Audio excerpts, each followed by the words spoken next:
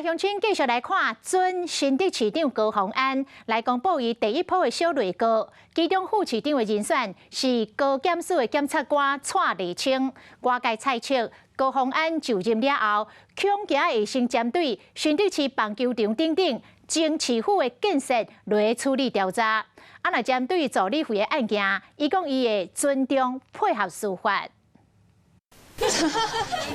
前新竹市长高虹安出席人事记者会，满面的笑容。这是第15号检调所在办公室透明征信后，头一摆公开露面，讲到关键的证据。是我个人提供在我们办公室就是使用来做会议的一台电子白板，所以我不知道为什么变成传到最后变成是我把它送去维修。强调讲尊重司法，伫记者会公布名单，包括副市长蔡立青、为台北市找来秘书长张志祥，以及国民党籍的前新竹市长柯明才，伊的秘书严奕琪做民政处长，找不共县市不共政党的人选做局处的首长，未来敢可能跨党合作？这台湾就这几个党，你怎么选来选去？大概如果是在公务经验、公务人员上面，大概他可能很多任都服务过。好，那我觉得这个部分的话，并不是说所谓的故意要去做什么蓝白合啦，或什么都没有。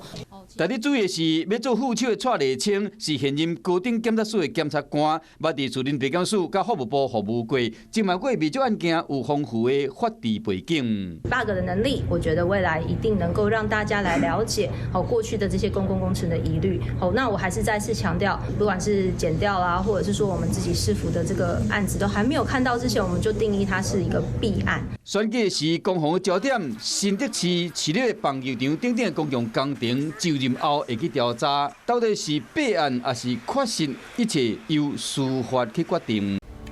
我是陈雅玲，想要跟我一起从零掌握天下事吗？赶紧按下华视新闻 YouTube 频道的订阅按钮，开启小铃铛，跟我一起探讨公共议题，给您最专业的华视新闻。